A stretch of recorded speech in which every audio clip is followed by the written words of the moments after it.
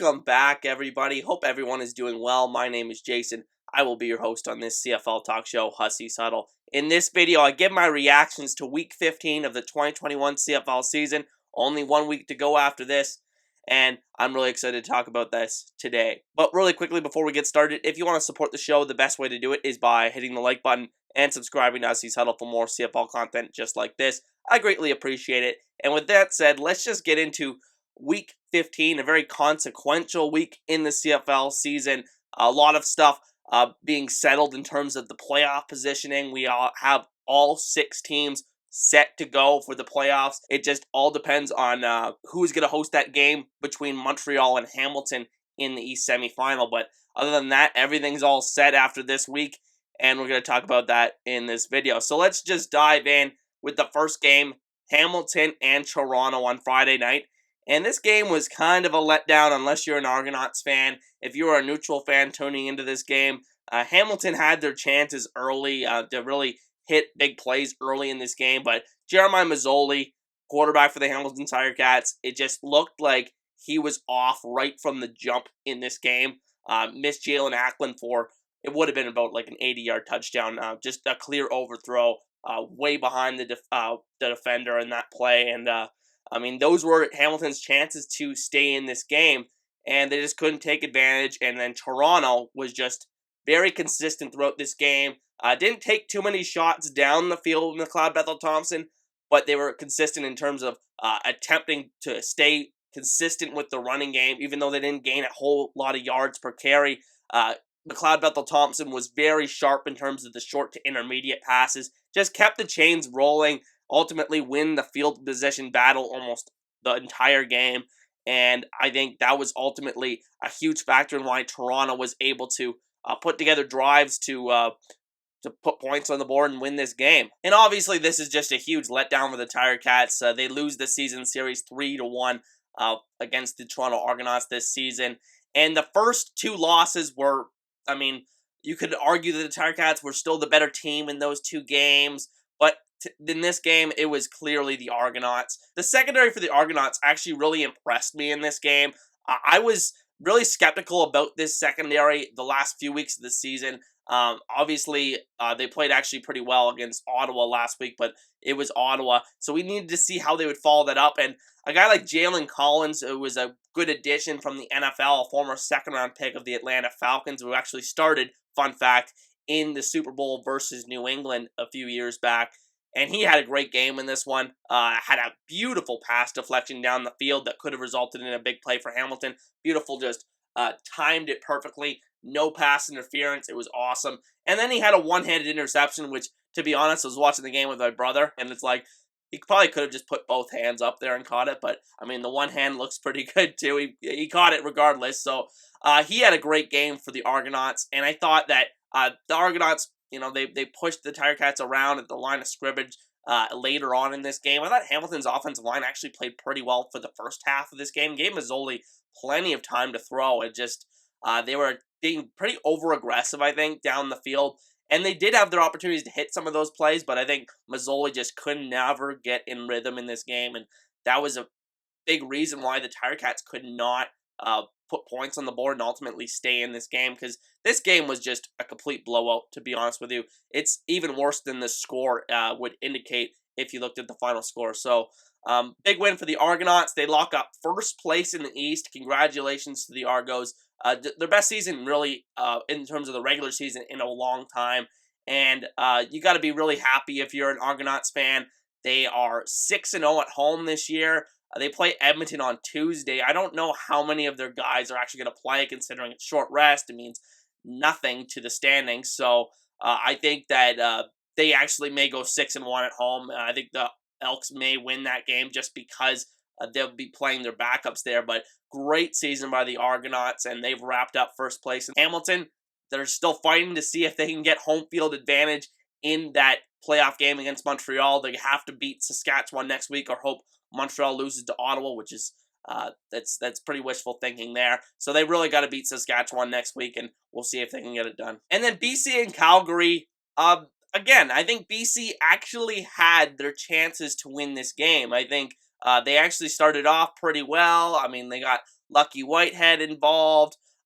Michael Riley, they actually moved the ball pretty well in the first half, but then again, in the second half, it just the line play just took over for the Calgary Stampeders in this game. They're just the superior team in terms of that regard. And then the addition of Reggie Begelton mid-season coming back into the CFL, who was one of the best receivers in the CFL in 2019. I remember that epic performance he had against Montreal in that crazy game in 2019 where I think he had like 4 touchdowns or something. But he's just a beast of a receiver, to be honest. When he's in there, I think he's right up there in terms of the conversation for the best receiver in the CFL, and he made a huge difference to Bo Levi Mitchell. Just look at the statistics. Bo Levi Mitchell had by far his best game of the season, his cleanest game of the year, and you got to feel pretty happy if you're a Stampeders fan. You guys are kind of peaking at the right time here. Their team is really rounding into form in the second half of the season. They had a horrible start to the year, and now we're finally seeing some offensive momentum here. I mean, when you have Reggie Begelton, Kamar Jordan, and Markeith Ambles, you got all these guys with Reggie Begelton being added to the fold. It really turns this Stampeders wide receiver core, which was a bit of a, not a weakness, but kind of middle of the road situation in the CFL. It turns it into an absolute strength for this team, and you got to be really happy if you're a Stampeders fan to complement that defense that has been playing really well basically the whole season. So got to be happy for them. And then for BC, you're just really disappointed, honestly, because, I mean, what is it, 7 losses in a row, and it's just been a brutal year for them in terms of it looked like so much was turning the corner early on this season, and I think that Michael Riley, I mean, how many times does he have left? How many seasons of good play does he have left? He's kind of regressed a bit this year. I mean, he's played better than this year than he did in 2019, but from his past years in Edmonton, he hasn't looked nearly as good. So I think a lot of it's the surrounding pieces. I think just mostly just the offensive line, the lack of a running game has really hurt his ability to play his game. And I mean, BC, again, they have a lot of bright spots on this team, but they just have fallen apart in the second half of the season. And I'm really interested to see what they do with the head coaching position this offseason. Rick Campbell is his first year here, but he had 2 years to prepare for this season. And just the way that they've collapsed down the stretch here, you got to wonder if, BC considers making a move here, or if they do in terms of leader positions. Something's got to give with this team because, again, they had a great start to the year, and to just lose a lot of these games. In those games against Toronto and Hamilton, they easily could have won either of those games, but they couldn't get it done. And again, a very disappointing season for the BC Lions. And, I mean, it's just looking on to next year at this point. A meaningless game against Edmonton, Week 16. We'll see how they do in that one, but again, doesn't really mean anything. And then Montreal and Winnipeg. Montreal gets it done.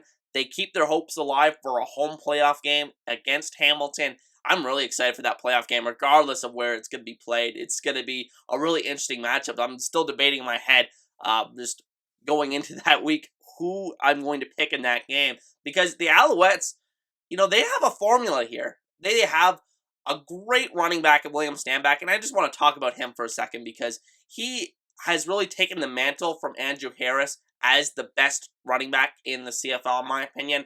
I mean, Andrew Harris obviously battling with injuries this year, but he's getting up there in age. He's like 34 right now, so how long can you expect a running back to keep up that high level of play? And I thought he was still the best running back in the league going into the year, but then William Stanback just really has taken that this year, and when he's been on the field, he's really been the best player on the Alouettes and probably the best player overall in the East Division this year. So I expect him to be the nominee for the most outstanding player in the East Division, even though Zach Collaros in Winnipeg is going to win the award. But again, he's the driving force of this offense, and you just see the effect it had on Trevor Harris. And when you look at Trevor Harris, he didn't have an outstanding game in terms of the yardage. I think he only threw for like 150 yards, but it was just the precise second down conversions. He was very accurate in the red zone, and that's one thing you haven't seen from him in recent years. And these big play receivers, Eugene Lewis, Jake Weineke, 2 really good red zone receivers for this offense, and that's really helped out Trevor Harris in that area of the field. again, with William Stanback complimenting, this is a very good offense going forward, and I'm kind of afraid as a Hamilton fan that they're going to catch fire at the right time going into the playoffs here. They have a good tune-up game against Ottawa, which they're going to try to win because if they win and Hamilton loses, they are going to have the home playoff game against Hamilton in the playoffs. So it's going to be really interesting to see what happens there.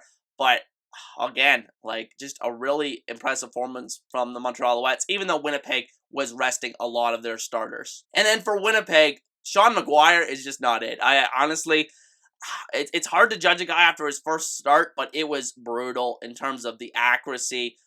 Winnipeg's offensive line was not giving up a lot of pressure early in this game, but they just could not convert these easy swing passes, these easy slant routes.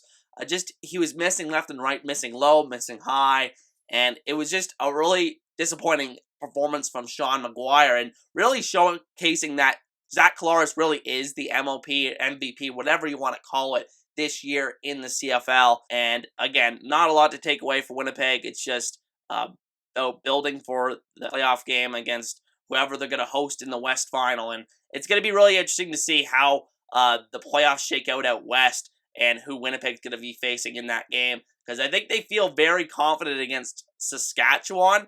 But if they play Calgary, it's going to be really interesting, but we'll talk about that when we get there. Now, the last game of the week, Saskatchewan and Edmonton. Unfortunately, I didn't get to watch this game live. I had to rewatch it. Of course, I missed the best game of the week. And I want to start off by saying that I'm going to apologize to Taylor Cornelius, quarterback for the Edmonton Elks, who played a great game in this one. And he really played pretty well the last couple weeks, honestly, and I haven't really given him the credit for it. I just kind of assumed Nick Arbuckle was going to take the reins. Cornelius has really just strung together multiple good performances in a row, and he's frankly just not had a lot to work with. And honestly, like, it's going to be really interesting going into next year who is going to be the starter for the Elks. It's going to be a hell of a quarterback battle between him and Nick Arbuckle, but Cornelius clearly has some tools at the CFL level and really kept them in this game against a really superior team in the Saskatchewan Roughriders, and especially considering Edmonton was missing almost all of their leaders in yardage throughout the season. James Wilder, Greg Ellingson, who else they're missing at the wide receiver position? Darrell Walker, obviously. So they're missing a lot of key pieces, but they performed better without these guys, and that's really the perplexing part. Walter Fletcher at running back, man, this guy could be a complete stud. You just see the elusiveness in the backfield, but I've been fooled before by an Edmonton running back, Shaq Cooper, who's really proved me wrong this year with just getting cut and everything by the BC Lions, who I thought he was going to be a big part of their running game this year. So we'll see how Walter Fletcher does going into the future, but I was really impressed by him, the receiving ability as well as the rushing ability. Again, just a really impressive performance by him, and then Tolliver, really good receiver, really putting together multiple strong weeks here. And again, I think there's a lot of good takeaways you can have from the Elks in this one. Couldn't get the job done again, but again, gave them a really good game for the second week in a row. And it's going to be interesting to see what this team does going into the future in terms of their offseason moves. How much are they going to add to this team? How many of these veterans are going to be back next year? Is Greg Ellingson, Darrell Walker, are they going to be back this year? Next year? I don't know. So we'll see what they do. But I think there are a lot of good things you could take away from the Elks in this game. And then for the Riders, they finally had a good offensive outing this week. Cody Fajardo finally hitting some deep passes down the field. Duke Williams making a big difference for this offense, honestly, in terms of just the overall receiving game. He's hitting plays in all areas of the field, really. And I think that's really a key aspect going into the playoffs for this team. Shaq Evans clearly hasn't been the player that he was in 2019. Now still struggling to come off his injury. I mean, I think he just needs to get that conditioning up. But if he could have a good tune-up game next week against Hamilton, I mean, we really need to have this whole complement of receivers playing well for the Saskatchewan Roughriders to beat a pretty good team in Calgary going into the playoffs. But the important thing is Saskatchewan got it done. They can rest some of their guys next week against Hamilton and prepare for that game against Calgary, which they're going to be playing at Mosaic. So, I mean, they got the job done. It wasn't pretty. Honestly, they made a lot of mistakes in this game. The defense, I thought, really got handled at the line of scrimmage. I found that the offensive line for Edmonton played really well in this game, and that's another thing I wanted to mention for Edmonton.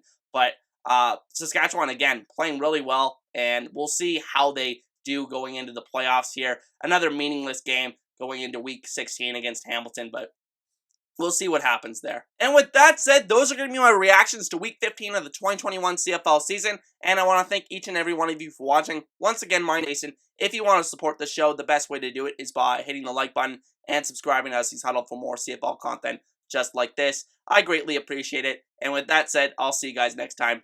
Peace.